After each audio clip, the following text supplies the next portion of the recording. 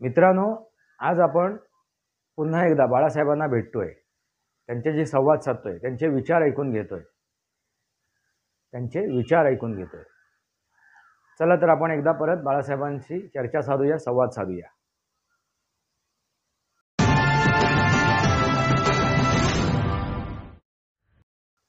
नमस्कार मित्रांनो, वास्तवावर बोलू काहीतरी या शृंखलेमध्ये पुन्हा एकदा आपलं स्वागत. मी आपला मित्र राजेश वासंती साबाजी किळुसकर. मित्रांनो, पुन्हा एकदा आज आपण काल बोलल्याप्रमाणे बाळासाहेबांना आज परत आपण भेटायला आलोय. बाळासाहेबांशी आपण संवाद साधतोय. साहेबांकडून आपल्याला त्यांचे विचार ऐकून घ्यायचे. तर आपण थेट आता बाळासाहेबांना प्रश्न विचारतोय मी. बघूया बाळासाहेबांचे काय विचार आहेत.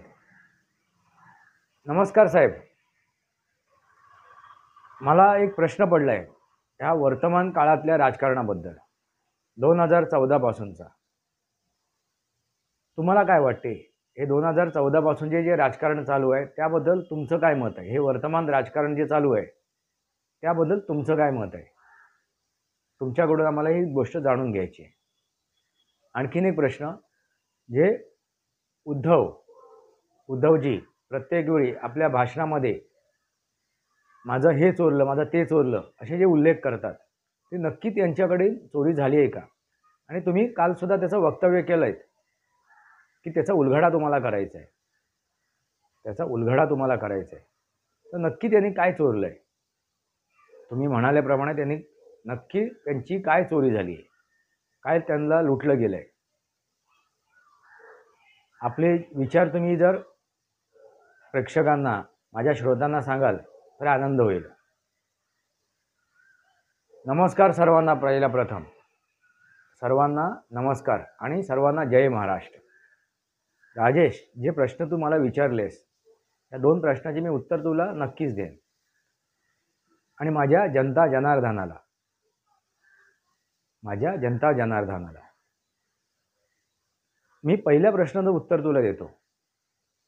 पहिला प्रश्न काय आहे तू केलास की 2014 पासून जे राजकारण चालू आहे आज वर्तमान काळापर्यंत, त्याबद्दल तुम्हाला काय वाटते?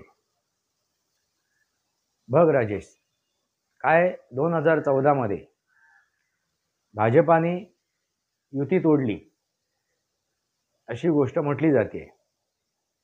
पण ठीक आहे, ते योग्यच आहे. कुठेतरी त्यांच्या गणित त्यांना साधता आलं नाही म्हणून त्यांनी युती तोडली. आणि प्रत्येकाने काय सुरू केलं? प्रत्येकाने आपापल्या परीने प्रचार केलेत. प्रत्येकाने आपापल्या परीने ती निवडणूक लढवलेत. सगळे वेगवेगळे लढलेत आणि प्रत्येकाने आपल्या ताकदीवरती, आपल्या क्षमतेवरती यश मिळवलं. त्यानंतर जे राजकारण झालं, नेहमीप्रमाणे शरद पवारांनी डाव साधला. बाहेरून देवेंद्र फडणवीसला काय दिलं? समर्थन दिलं. देवेंद्र फडणवीसच्या सरकारला, म्हणजे ज्यावेळी देवेंद्र फडणवीस यांना मुख्यमंत्री बनवण्यात आलं आणि त्यांनी सरकार स्थापन केलं त्यावेळेला नेहमीप्रमाणे त्यांनी चाल खेळली होती. पण देवेंद्र हा सगळं समजून आहे, उमजून आहे. तो एक अगदी मुरलेला राजकारणी आहे. आता तरी मला तसंच दिसते. त्यावेळी मला वाटलं कुठेतरी देवेंद्र सुद्धा आता या शरद पवारांच्या कब्जात येईल, आट्यात येईल. त्यांनी रचलेल्या मायाजाळमध्ये तो फसेल. पण तसं नाही घडलं आणि योग्य निर्णय घेऊन त्यांनी उद्धवशी काय केली? हातमिळवणी केली आणि युतीचं राज्य आणलं. आणि त्यांनी योग्य राजकारण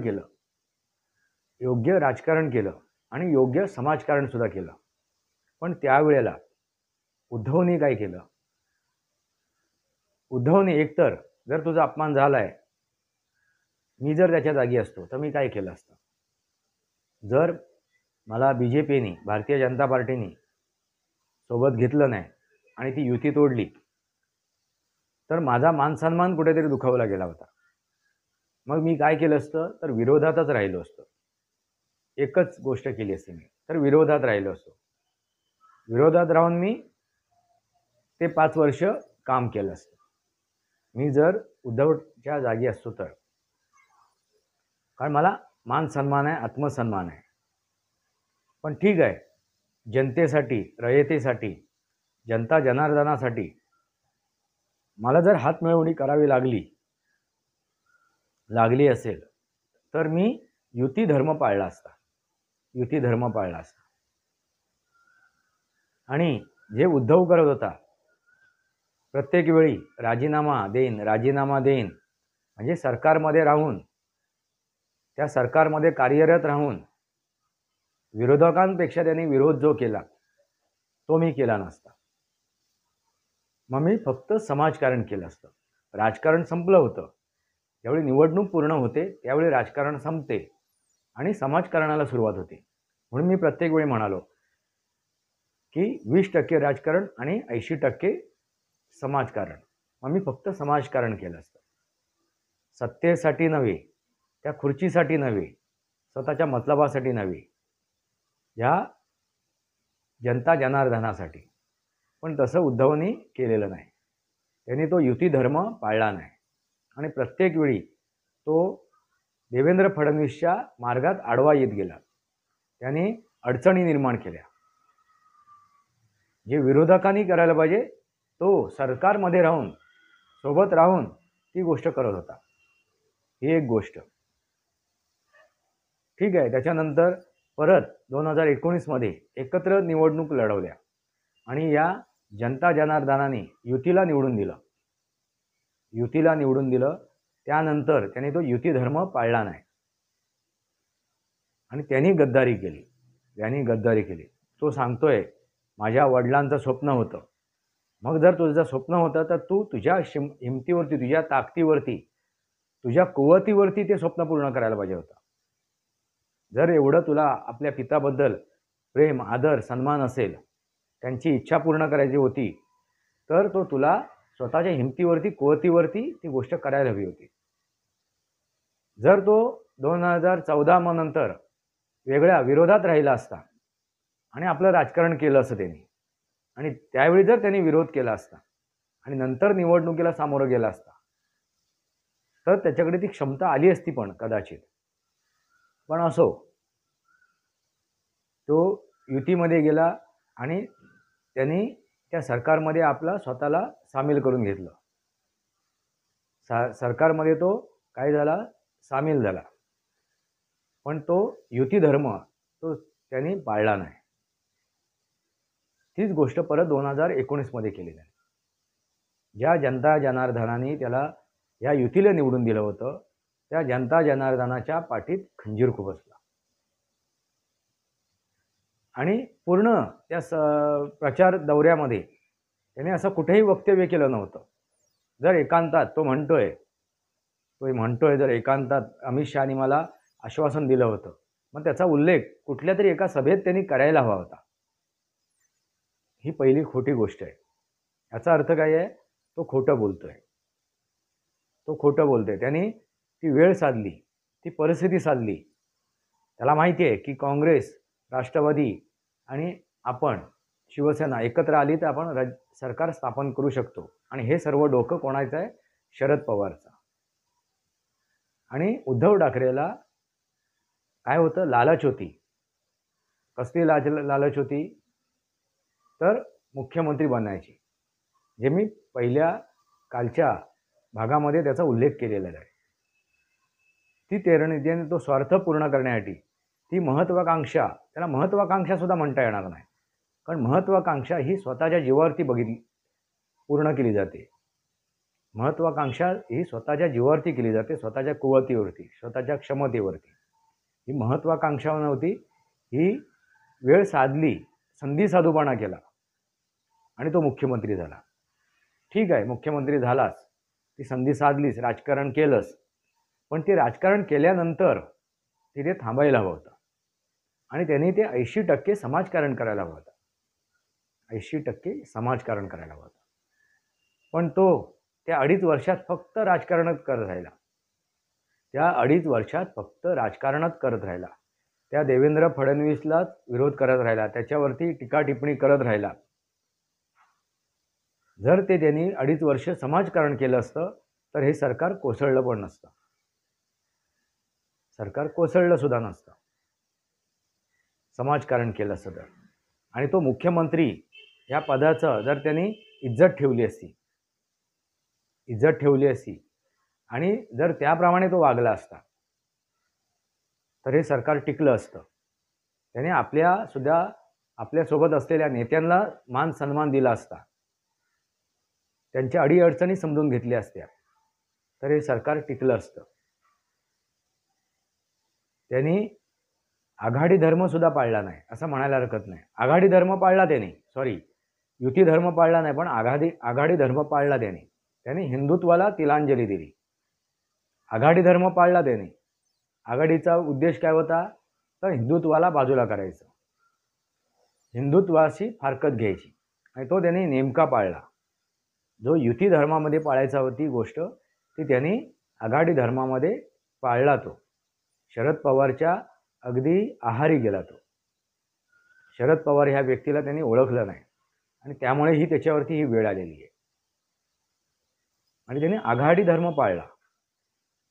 जे शरद पवारला अपेक्षित होतं, जे राहुल गांधीला अपेक्षित होतं, जे सोनिया गांधीला अपेक्षित होतं, त्याच नेमकी गोष्टी त्यांनी केल्या. विनायक दामोदर सावरकर, स्वातंत्र्यवीर सावरकर यांचा अपमान पादोपदी झाला. या महाराष्ट्रात येऊन तो राहुल गांधी बोलून गेला, अपमान करून गेला. त्याचा त्याने हो की चू नाही केलं. हिंदुत्वाबद्दल बोलला राहुल गांधी. तो राहुल हिंदुत्वाबद्दल बोलला, हिंदूंबद्दल बोलला, तरी तो मूग गिळून गप्प राहिला. म्हणजे त्यांनी तो आघाडी धर्म पाळला. त्या संन्याशांची निर्घुण हत्या झाली त्यावेळी तो मूग गिळून गप्प राहिला. त्याने आघाडी धर्म पाळला. त्या एका अतिरेक्याच्या कबरीचं सुशोभीकरण होत होतं, त्याने त्याला विरोध नाही केला. त्याने आघाडी धर्म पाळला. त्या औरंग्याच्या थडग्यावरती फुले वाहिलेल्यांबरोबर तो काय करतोय आता, आघाडी करतोय. त्या औरंग्याच्या कबरीवरती फुलं वाहिल्या, त्याच्या कबरीवरती नतमस्तक झालेल्या यांच्याबरोबर तो काय करतोय आता, गळे भेट घेतोय. तो प्रकाश आंबेडकर, आंबेडकरांचं नाव सुद्धा लावणं चुकीचं आहे अशा व्यक्तीला. त्या महामानवाचा तो प्रकाश, त्या प्रकाशाच्या सुद्धा त्यांनी गळा भेट घेतली. तो कबरीवरती लोटांगण घालून आला होता त्या औरंग्याच्या, ज्यांनी शंभू महाराजांची हत्या केली. अशा औरंग्याच्या कबरीवरती तो झुकला, लोटांगण घालून आला. त्याच्याबरोबर तो गळा भेट करतोय उद्धव. लक्षात येते काय? हे वर्तमान राजकारण मी तुला सांगतोय. आणि जे व्हायचं ते झालंच. जी गद्दारी त्याने केली त्याचं प्रतिउत्तर त्याला मिळालं. आणि ती गद्दारी नाही आहे, एकनाथनी जी केलेली आहे ती गद्दारी नाही आहे. त्यांनी ते योग्य केलं असं म्हणायला हरकत नाही. पण त्यांनी चोरी केली हे नक्की आहे. आता तू म्हणशील काय चोरी केली? आता त्याच चोरीचा मी उलगडा करतोय. एकनाथनी चोरी केली आणि तीच चोरी नरेंद्रनी सुद्धा केली, नरेंद्र मोदींनी पण केली, त्या पंतप्रधानांनी सुद्धा केली. एकनाथनी काय चोरी केली माहिती आहे का? माझी विचारधारा, ह्या शिवसेनेची विचारधारा. काय चोरी केली? माझी विचारधारा, त्या शिवसेनेची विचारधारा, त्या संघटनेची विचारधारा, माझे आचार विचार, माझे संस्कार, माझी संस्कृती घेऊन तो गेला, त्याची लूट करून घेऊन गेला. जी माझी विचारधारा होती ती मी प्रत्येक दसऱ्याला त्याची लूट करत होतो, सोन्यारूपी. आणि ती लुटायला, त्या विचारधारेला लुटायला लाखो करोडो शिवसैनिक येत होते. ती माझी विचारधारा लूट करायला आणि लुटून घेऊन जात होते त्या सोन्याच्या रूपात. आणि तीच नेमकी विचारधारा ह्या एकनाथनी लुटली. आणि तीच नेमकी विचारधारा कोणी नरेंद्र मोदीजींनी सुद्धा लुटली, त्या पंतप्रधानांनी सुद्धा लुटली. आणि त्याच माझ्या विचारधारेवरती नरेंद्र मोदीजी चालले आहेत. हिंदुत्व हेच राष्ट्रीयत्व, हिंदुत्व हेच राष्ट्रीयत्व. लक्षात आलं का? हिंदू धर्माचा उद्धार करण्यासाठी त्यांनी राम मंदिराचं निर्मिती केली. ते 370 कलम हलवलं, ते 370 कलम त्यांनी निरस्त केलं. अनेक गोष्टी केल्या हिंदू धर्मासाठी. हिंदू धर्माचा जय जयकार त्यांनी अगदी जगामध्ये पसरवला. ते आता ताजमहालाची प्रतिकृती देत नाही, ते काय देत आहेत तर गीता देत आहेत, गीता रहस्य देत आहेत. जे इतर राष्ट्राचे राष्ट्रप्रमुख आहेत त्यांना जी भेट देत आहेत ते काय देत आहेत? गीता रहस्य देत आहेत. लक्षात आलं का? हिंदुत्वाची काय करतात ते? प्रचार आणि प्रसार करतात असं म्हटलं तरी हरकत नाही. सनातन काय आहे हे जगाला समजावून सांगतायत, ओरडून दाखवतायत, लक्षात आणून देत आहेत. हे जगाला त्यांनी समजावून सांगतायत, लक्षात आणून देत आहेत. मग हीच माझी विचारधारा होती. आणि ह्याच विचारधारेला जी चोरी केली आहे, ती लूट केलेली आहे.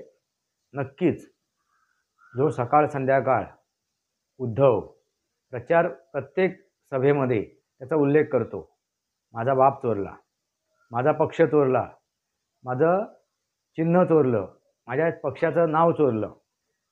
हे चोरलं नाही, ते आपसूक त्यांच्याकडे गेलं. कसं? तर माझी विचारधारा. आणि हीच विचारधारा त्या माझ्या संघटनेची होती. म्हणून ती संघटना आज एकनाथकडे आहे, म्हणून ती संघटना आज एकनाथकडे आहे, म्हणून ते नाव त्या एकनाथकडे आहे, म्हणून ते चिन्हसुद्धा एकनाथकडे आहे. कारण ती विचारधारा त्या संघटनेशी एकरूप होती. ती विचारधारा वेगळी करू शकतच नाही. शिवसेना आणि ती माझी विचारधारा, हा पक्ष, ही संघटना आणि ती विचारधारा कोणीही वेगळं करू शकत नाही. मग ती विचारधारा जर गेली असेल, ते लुटून घेऊन गेले असेल, चोरी करून घेऊन गेले असेल, जसं तो उद्धव म्हणतो चोरले. आणि ह्या संघटनेचा प्रत्येक कार्यकर्ता, या प्रत्येक कार्यकर्त्याला मी जन्माला घातलेला आहे शिवसैनिक म्हणून. मी त्यांच्यासाठी शिवसेना प्रमुख होतो. मग त्या संघटनेला प्रत्येक जो कार्यकर्ता आहे, संघटक आहे, नेता आहे, तो प्रत्येक माझा मुलगाच झाला, माझा वारस झाला. कारण मी त्याला जन्माला घातले. त्याचे जन्मदाते म्हणजे ज्याला मनुष्यरूपात जन्माला घालणारे त्यांचे माता पिता असतील, पण एक कार्यकर्ता एक शिवसैनिक म्हणून जन्माला घालणारा मीच होतो. म्हणून मी त्यांचा एक राजकीय पिता आहे, सामाजिक पिता आहे. कारण त्या संघटनेचा तो कार्यकर्ता आहे, तो शिवसैनिक आहे. मी शिवसेना प्रमुख आहे आणि तो शिवसैनिक आहे. शिवसैनिकाला जन्माला घालणारा हा एकमेव व्यक्ती म्हणजे मी स्वतः आहे. तो म्हणजे बाळासाहेब, याला तुम्ही बाळासाहेब म्हणून ओळखता, शिवसेना प्रमुख.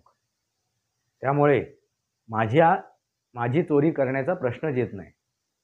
मी त्याचा जन्मदाता असू शकेल, उद्धवचा, त्याला मी जन्म दिला, ते नाकारू शकत नाही. आणि हेच दुर्दैव आहे. मी जनता जनार्दनाला विचारतोय, अशा मुलाला, अशा पुत्राला काय म्हणावं, अशा मुलाला काय म्हणावं. मी ज्याचा उल्लेख केला आहे की त्या रविवारी काय लागला होता? तमाशाचा फड लागला होता. आणि त्या तमाशा फडामध्ये बरेच जण आपापली ढोलकी वाजवत होते, आपापल्या ढोलकीचा स्वर काढत होते, आपल्या ढोलकीचा नाद काढत होते. आणि त्याबरोबर एक व्यक्ती, जो माझा मुलगा आहे, ज्याला मी जन्माला घातला आहे, अशी व्यक्ती सुद्धा तिथे कार्यरत होती. त्याचा मी उल्लेख केलेला आहे. तुम्हाला काय वाटते? तुमच्या मते काय? तुमच्या मते अशा मुलाला काय म्हणावं, अशा पुत्राला काय म्हणावं, अशा संततीला काय म्हणावं, मला तुमच्याकडून विचारायचं आहे, तुमच्याकडून समजून घ्यायचं आहे. तुम्ही जर माझ्या जागी असाल तर तुम्ही काय त्याला म्हणाल, अशा संततीला, अशा मुलाला, अशा पुत्राला? तुम्हीच उत्तर द्या. तुमच्याकडून मला अपेक्षा आहे, माझ्या जनता जनार्दनाकडून.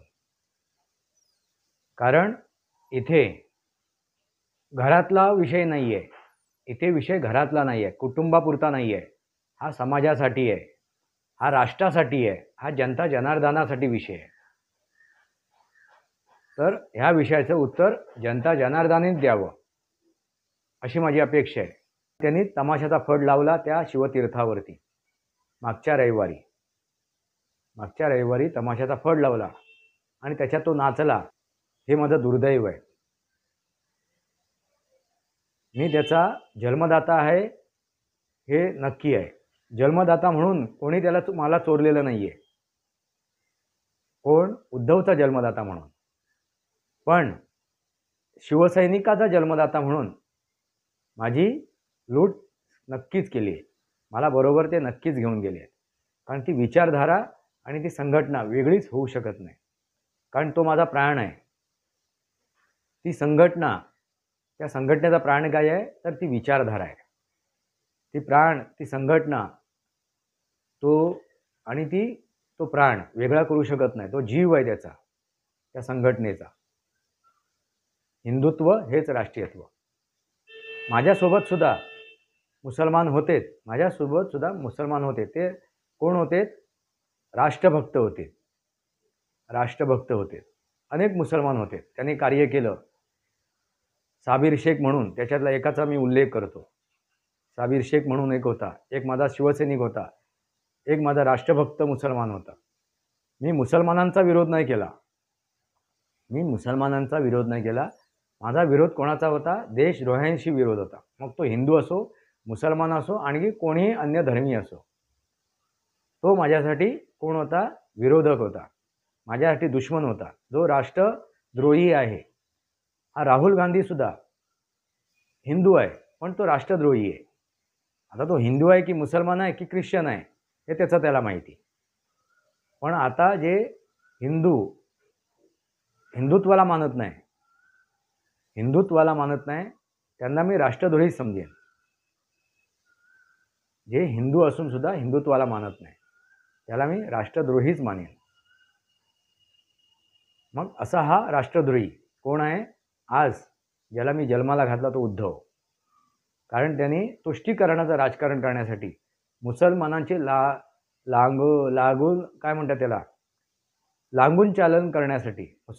लागून चालन करण्यासाठी, तुष्टीकरण करण्यासाठी त्यांनी हा पवित्रा घेतलेला आहे. तो आता हिंदू राहिलेला नाही आहे. त्याच्याकडे हिंदुत्व नाही आहे. कारण हिंदुत्व राष्ट्रीयत्व आहे हे त्याला कधीच कळलं नाही. कारण त्याला फक्त सत्तेचा उपभोग घ्यायचा आहे. तो त्या खुर्चीसाठी मुख्यमंत्री बनला. त्या सत्ता उपभोगायला तो मुख्यमंत्री बनला. त्याला जनता जनार्दनाशी काही लेणं देणं नाही आहे. जर तसं असतं तर त्यांनी आपल्या विचारधारेला बगल दिला नसता, तिलांजली दिली नसती, त्याची मातीमोल केली नसती. विचारधारा कोणती होती? हिंदुत्वच हेच राष्ट्रीयत्व. कडवट हिंदू. छत्रपती शिवाजी महाराजांना जो अपेक्षित होता तो हिंदू. कारण छत्रपती शिवाजी महाराजांच्या सेवेमध्ये, त्यांच्या सैन्यामध्ये मुसलमान सुद्धा होते, पण ते राष्ट्रभक्त होते, देशद्रोही नव्हते. ह्या राहुल गांधीसारखे. आणि हे अजूनही या उद्धवला कळलेलं नाही आहे. जे कोण त्या पंचावर उपस्थित होते त्या दिवशी त्या रविवारी जे काही उपस्थित होते ते सगळे राष्ट्रद्रोही होते.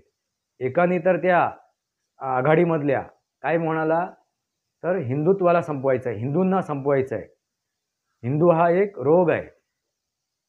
रोग आहे, असाही त्याचा उल्लेख केला. म्हणजे विचार करा, त्या तामिळनाडूच्या मुख्यमंत्रीने, त्याच्या मुलाने, म्हणजे विचार करा काय वेळ आली, काय परिस्थिती आली. ती महबूबा मुफ्ती, तो ओमर अब्दुल्ला त्या मंचावर उपस्थित होता. ते अब्दुल्ला परिवार तिथे उपस्थित होते. ते शरद पवार यांनी हिंदूंची नेहमी प्रतारणा केली, तो तिथे उपस्थित होते. शरद पवार ह्या व्यक्तीने प्रत्येक वेळी हिंदूंची काय केली, प्रतारणा केली. जाती जातीमध्ये तेढ निर्माण करून. कशी केली तर हिंदूंच्या जाती जातीमध्ये ही जात मराठा वेगळा, तो धनगर वेगळा, गवळी वेगळा, अमुक वेगळा, तमुक वेगळा असं करून ह्या व्यक्तीने या हिंदुत्वाशी गद्दारी केली. या हिंदूंशी काय केली, गद्दारी केली. अशी व्यक्तीसुद्धा त्या मंचावरती उपस्थित होती. आणि अशा व्यक्त्यांच्या अशा लोकांच्या सोबत हा उद्धवसुद्धा होता. त्या दिवशी त्यांनी सर्व मर्यादाचं उल्लंघन केलं. त्या दिवशी त्या सभेमध्ये त्यांनी सर्व मर्यादाचं उल्लंघन केलेलं आहे. आता त्याचं त्या हिंदुत्वाशी काही लेणं देणं नाही आहे, त्या संघटनेशी काही लेणं देणं नाही आहे. आता उच्च न्यायालयसुद्धा हाच निर्णय देईल आणि हीच माझी अपेक्षा आहे, हीच माझीसुद्धा अपेक्षा आहे. आणि हा माझा त्याला शाप आहे. उच्च न्यायालयसुद्धा, सर्वोच्च न्यायालयसुद्धा त्याला त्याच्या विरोधातच निकाल देईल. सर्वोच्च न्यायालयसुद्धा त्याच्या विरोधातच निकाल देईल. आणि जे खरोखर शिवसैनिक आहेत, जो एकनाथ ती संघटना आता सांभाळतोय, राबवतोय, त्या संघटनेचे विचारधारेप्रमाणे चालला आहे, माझ्या विचारधारेप्रमाणे चालला आहे, माझे संस्कार, माझे आचार विचार घेऊन जो चालला आहे, त्याला यश लाभो असा माझा आशीर्वाद आहे. आणि नक्कीच नरेंद्र मोदीजी 400च्या पार जातील. कारण काय आहे, हिंदुत्व हेच राष्ट्रीयत्व. जनता जनार्दनाला लक्षात आलंच असेल माझे विचार. कुठे चुकलो असेल तर माफी करा. मी येईन राजेश, मला कधीही तू हाक मार, कधीही हाक मार. मला तिकडे शिवतीर्थावरच भेटायची गरज नाही आहे, तू कधीही हाक मार. कारण तू सुद्धा शिवसैनिक होतास, तू सुद्धा माझ्यासोबत काम केलं आहेस, मला त्याची आठवण आहे. तर तू माझा मुलगा आहेस, तू शिवसैनिक म्हणून मी तुला जन्माला घातलं आहे, शिवसैनिक म्हणून मी तुला जन्माला घातलं आहेस. तू मातोश्रीवरती आला आहेस, त्या मातोश्रीचं म्हणजे मीना ठाकरेचं, मीनाताई ठाकरेचं, त्यांच्या हातून तू एक घाससुद्धा खाल्लेला आहेस. त्यामुळे तुला हक्क आहे. तू मला कधीही हाक मार, मी तुला परत भेटायला येईन, माझे विचारसुद्धा मांडेन. मला कधीही तू माझे विचार ऐकून घ्यायचे असतील, समजून घ्यायचे असतील तर तू मला कधीही हाक मार, मी कधीही तत्परतेने येईन. सर्वांना जय महाराष्ट्र. माझ्या जनता जनार्दनाला जय महाराष्ट्र. परत एकदा नमस्कार करतो. आणि परत कधी मला राजेश बोलवतील त्यावेळी मी नक्की येईन आणि मी माझे विचार ठेवीन तुमच्यासमोर. नमस्कार करतो, रजा घेतो सर्वांची. जय महाराष्ट्र. नमस्कार साहेबा. नमस्कार साहेब.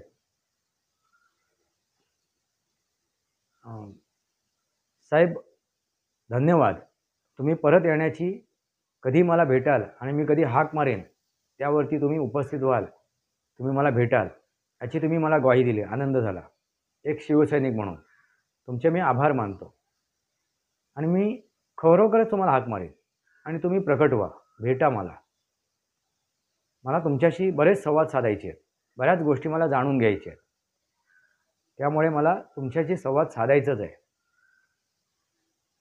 तर तुम्ही नक्की या, आपण त्याच्यावरती चर्चा करू आणि ह्या जनता जनार्दनासमोर आपले विचार ठेवू. तुमचे विचार मी त्यांच्यासमोर घेऊन येईन या माझ्या व्हिडिओच्या माध्यमाने. आपण आज इथेच थांबूया. साहेबांचा मी निरोप घेतो. जय महाराष्ट्र साहेब. जय महाराष्ट्र राजेश. जय महाराष्ट्र. वास्तवावर बोलू काहीतरी या शृंखलेला सबस्क्राईब करा, बेल आयकॉन दाबा. माझे विचार पडत असतील तर लाईक करा. आपले विचार कमेंट बॉक्समध्ये लिहा. तुर्तास इतकंच. भारत माता की जय. वंदे मातरम. जय भारत. जय महाराष्ट्र.